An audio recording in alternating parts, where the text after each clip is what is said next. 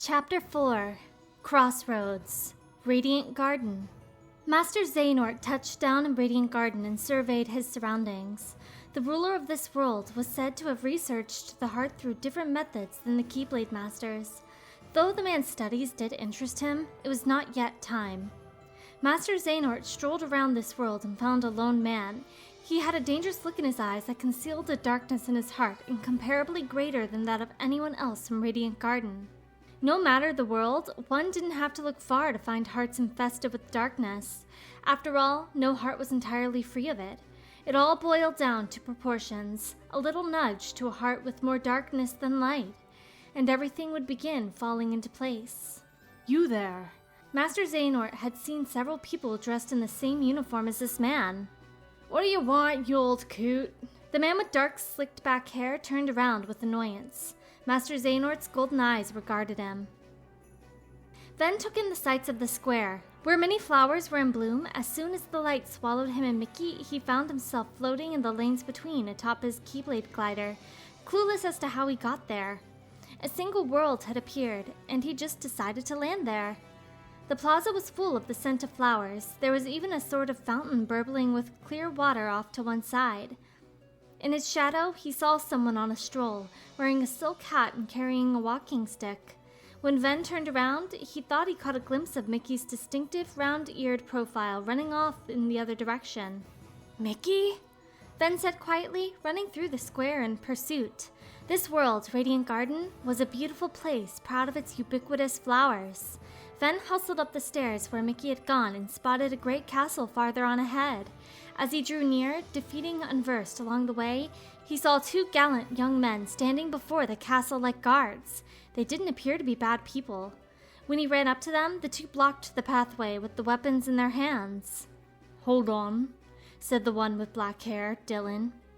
The man with brown hair, Alias, added, This castle is presently closed. Without missing a beat, Ven protested, But somebody just came this way. He's a friend of mine. The boy seemed curious. Dylan and Alias looked at each other, then answered, We weren't aware of any visitors. Now run along home, boy, before the monsters get you. Dylan sounded like he was admonishing a child, which dampened Ven's spirits somewhat. I could have sworn it was him. Those ears were unmistakably Mickey's. Turning away from Dylan and Alias, Ven trudged off. Maybe Mickey was just somewhere else. The moment Ven looked up, trying to pull himself together, a massive Unversed appeared in the air. They're here! Before Ven could ready his Keyblade, Dylan whirled a big spear in his hand and strode toward the target unerringly. Radiant Garden shall not fall under the likes of you. The other guard, Alias, also came alive. His weapon was a large axe. However, Ven darted past them and shouted, Leave this to me! Stop! But you're just a child! Dylan and Alias chased Ven, calling for him to stop, but a man dressed in white with silver hair, Evan, remonstrated them. Now who do you think will defend the castle if you two go skipping off? The reliable duo came to a halt. But that boy. Dylan stared at Ven's back uneasily. Never you worry about him, he's a special case. A what? Dylan raised his magnificent eyebrows and narrowed his eyes at this apparently significant word from Evan. Meanwhile, Alias nodded in agreement. Evan is right. Lord and castle come first. The boy will have to fend for himself. Which reminds me, his lordship was asking for you, Evan added, and Dylan and Alias entered the large citadel. Still outside, Evan muttered to himself while looking in the direction the boy had gone. A heart devoid of darkness, stripped clean of it at that. Very questionable. Ven chased the Unversed all the way to the plaza from before. Ach, how dare ye! Back off, you fiend! The older gent in the silk hat Ven saw earlier, Scrooge McDuck, was yelling at the colossal Unversed. As the monster advanced slowly toward him, Scrooge covered his head and crouched down to protect his body. Look out! Ven hurled his Keyblade at the Unversed. The weapon struck home, but while the creature's attention did turn to Ven, it quickly moved to escape the area. Wait! Ven started to chase it, but a voice called for him to stop. Hold on, wait a minute, laddie. Don't I even get a chance to repay ya? Oh, you don't have to. Ven stopped and replied, his Keyblade still in hand. More importantly, something had to be done about that Unversed. But then Ven made to take off once more. Scrooge stopped him again. Now hold your horses. I didn't mean misfortune. Maybe a wee bit of gold or a small token of... This isn't the time. Well, could you make it fast? At this rate, Ven was going to lose sight of his quarry. I know, I've just the thing in me hat. Scrooge took off his silk hat and waved Ven closer with a grin. Ven had no choice but to step toward him, and Scrooge whispered with the silk hat covering his mouth. Ye can tell me, lad, ye came here from another world, didn't ye? Ven started in spite of himself, but Scrooge just gave a somewhat uncanny chuckle. Don't worry, me bill is sealed. Your secret's safe with me. I'll not be asking you any awkward questions. You see, it is the same with me. I asked a wizard named Merlin to bring me here from another world. After all, adventure is the mother of industry.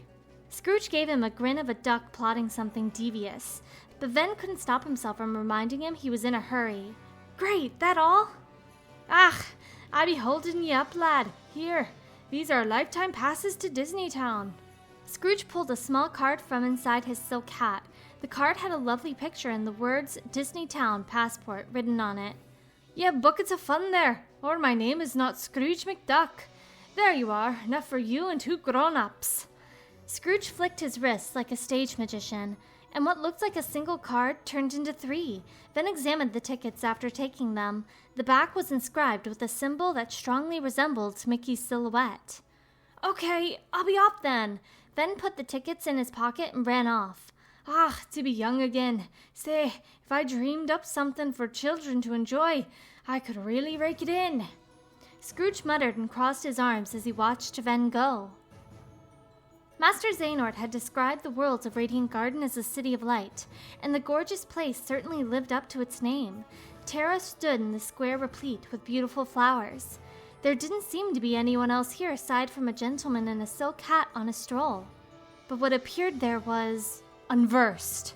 Several shadows revealed themselves before Terra. Master Xehanort's intuition was correct. It was possible that Vanitas was here. Strength welled within Terra at the thought. Wiping out Unversed in a flash, Terra caught his breath. As he calmed down, he sensed a familiar presence behind him and turned around. Master Xehanort? His back was toward Terra as he walked toward the city, but it was unmistakably Master Xehanort. Maybe he followed Terra out of concern, or perhaps he had some new information? Terra ran after him. Aqua arrived at the plaza blooming with lovely flowers. She was sure the Keyblade glider she'd seen belonged to Terra, but there was no sign of Terra himself. Maybe he'd landed somewhere else. She looked around and saw a gent with a cane and a silk hat crossing the square. Aqua ran up to him, to Scrooge. Excuse me, I'm terribly sorry to bother you, sir. Scrooge stopped and looked up at Aqua. Ah, what a well-mannered lass you are. I'd be pleased as punch to help you if I can, Scrooge replied. Aqua bent her knees so she could look him in the eye and asked, I'm looking for a boy who's not from around here. Have you seen him? I think I know just who you're talking about. He scampered off toward Young Castle in a right hurry. Scrooge indicated an oddly shaped fortress. Thank you so much. Aqua bowed and Scrooge left looking satisfied. She straightened up and gazed at the castle. Terra, I hope you're still there, she said softly, setting off for the keep. Beyond the plaza was another park full of flowers. Though that was perhaps to be expected, the only problem was the Unversed roaming around everywhere. Here too? The Unversed are always in the way, like they know we're coming. Decisively striking down the creatures one after another, Aqua ascended the steps leading to the castle. Passing through an entryway, she walked up another set of steps and found the front gates. She'd run into him earlier too, but what should she say if she did happen to find him? As she took a breather at the top of the first set of stairs, Aqua heard a young girl scream. She dashed up the final staircase to find a small girl with red hair being chased by Unversed several yards away. She was holding a little bouquet. No! Run!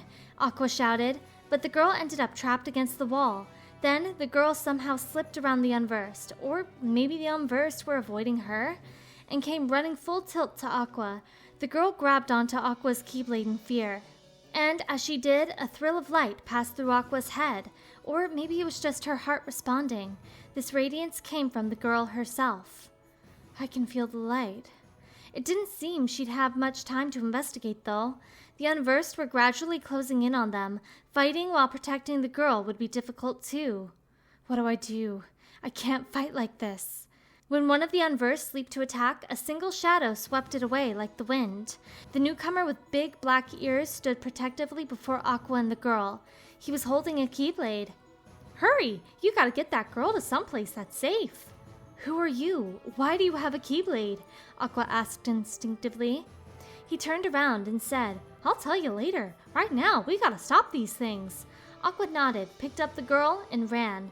She set the girl down in a secure place in the shadow of a wall. Stay right here, she instructed, and the girl nodded obediently. After giving her a good pat on the head, Aqua rushed back to the one who'd saved them. Everything all right? He asked. Aqua readied her keyblade in lieu of answering his question. Let's get 'em! Right, Aqua replied, charging into the pack of unversed. Meanwhile, her allies sprang from the ground in a mighty leap toward their foes. The sight of his whirling, showy attacks was very reassuring. Not one to be outdone, Aqua fired off magic and supported him with her own battle skills. I had no idea there was a keyblade wielder like him out there. That was Aqua's honest opinion as she observed him fight out of the corner of her eye. Was he a master? It was so easy doing battle alongside him that it hardly felt like they were teaming up for the first time. Maybe it was the bond between keyblade wielders. While they were more than doubly effective together, he probably could have done it all on his own. Watching him take out the final unversed, Aqua dismissed her keyblade. He looked up at Aqua as she caught her breath, and then the little girl ran up beside her. Aqua knelt down so that she could look her ally and the girl in the eyes. Thank you. My name is Aqua. I train under Master Ericus. I'm Mickey. I used to be Yen Sid's apprentice. I came back to him for some more training. Mickey's tone was cheerful, so he was Yen Sid's apprentice. It figured that he'd be strong. Aqua then looked at the girl next to Mickey. She could definitely feel the light. I sense light within this girl. You think that's why they attacked her? Yup, I think you might be absolutely right. If you ask me, she must be somebody pretty extraordinary. The girl didn't appear to understand what they were talking about and simply blinked her big blue eyes as she listened. Yes, I'm quite certain she's someone we're supposed to protect. Let's join forces. Mickey extended a hand to shake Aqua's, but just at that instant, a flare of light burst from his pocket. Ah, hold on! Huh? Aqua asked in confusion right as Mickey disappeared into the glow. The light flitted this way and that, then bounced all the way up into space. See you real soon! Mickey called to the astounded Aqua and girl, and then he was gone. What just happened? As Aqua stared into the sky in amazement, a bundle of flowers appeared in front of her. Here! Are these for me? Aqua asked with her head to the side.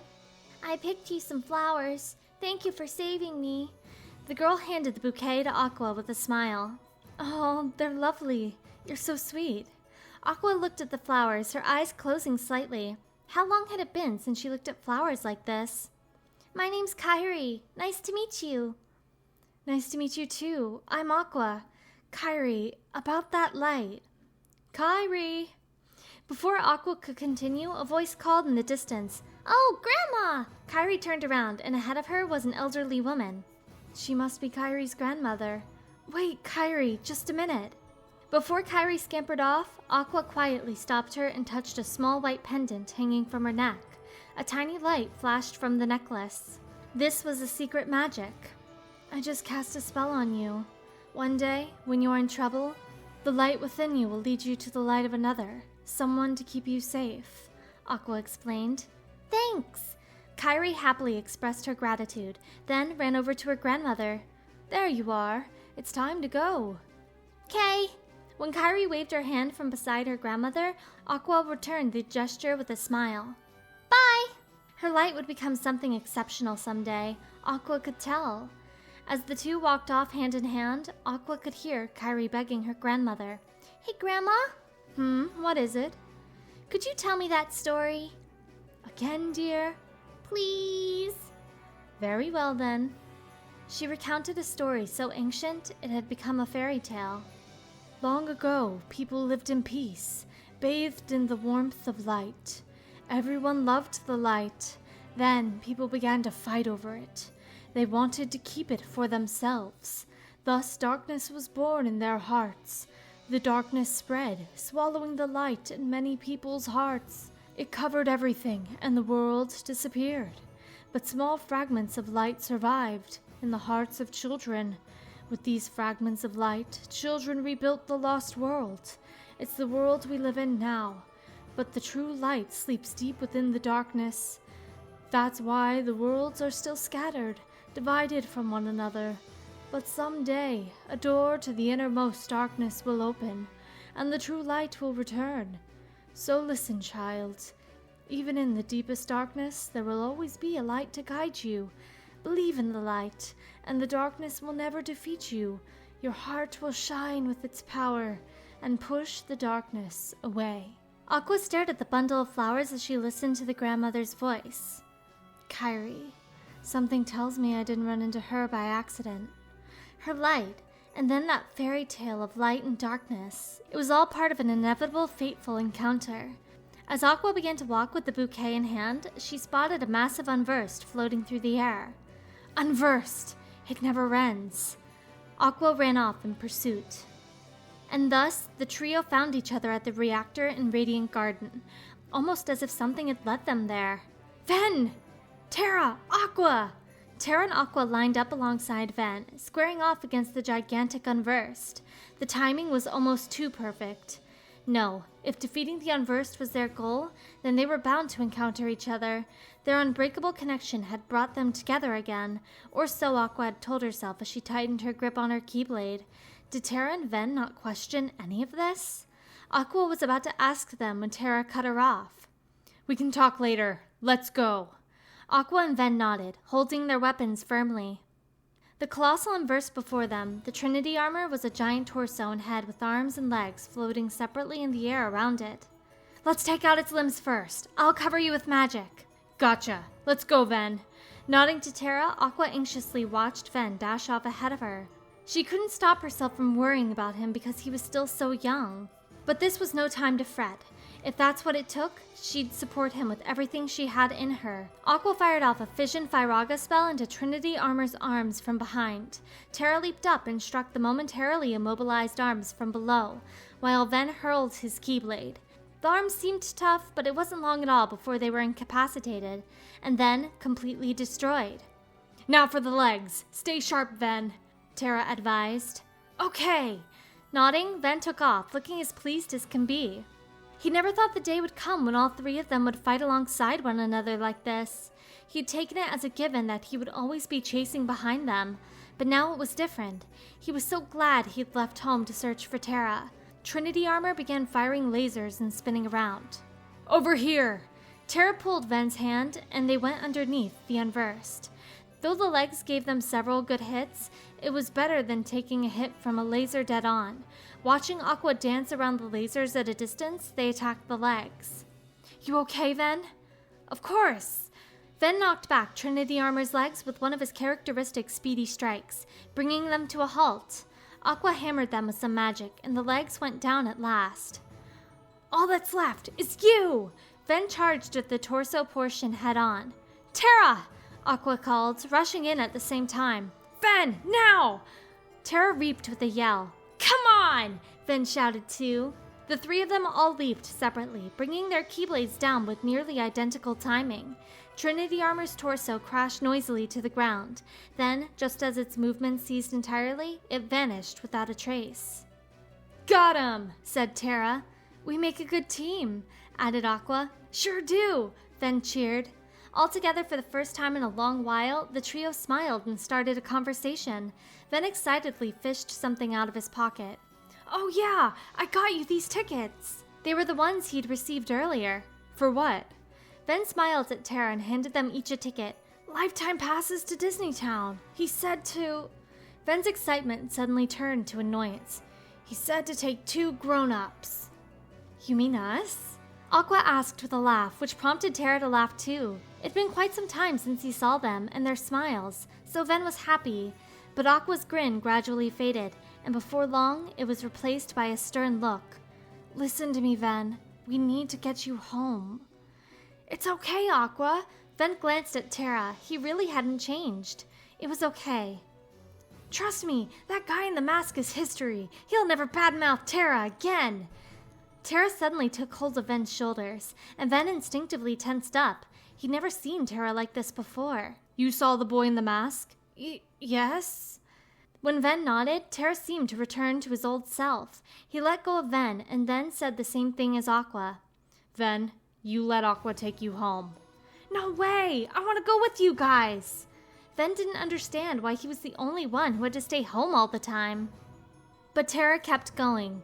You can't. We have a dangerous task ahead of us. I don't want you to get hurt. Aqua was listening to their exchange, and she spoke up quietly. And what is this dangerous task, Terra? It doesn't sound like what the Master told you to do.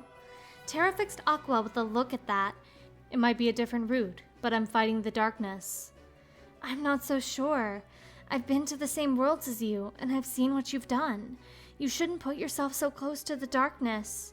Aqua spoke timorously, never meeting Terra's eyes, but her words were perfectly clear. Listen to yourself, Aqua. Terra would never fall to darkness. That was what Ven was about to say, but then Terra cut him off. You mean you've been spying on me? Spying? What does that mean? Terra? Aqua? Ven swallowed and looked at both of them. Is that what he said to do? The Master's orders? He was only... Unable to get the words out, Aqua averted her eyes even more. What had she left unspoken was that she had been keeping an eye on Terra under Master Ericus's order? Aqua! In contrast to Ven with his troubled utterance, Terra's tone was extremely quiet. I get it. Expressing his understanding, Terra turned away from Aqua and Ven. Terra! Just stay put! Terra said this in rejection of Ven and Aqua when they started to come after him. I'm on my own now, all right? Declaring this in a forceful tone, Terra began to walk off. Terra, please, listen! The Master has no reason to distrust you, really! He was just worried. Aqua desperately tried to convince him, but Terra didn't even look back. End of part 1.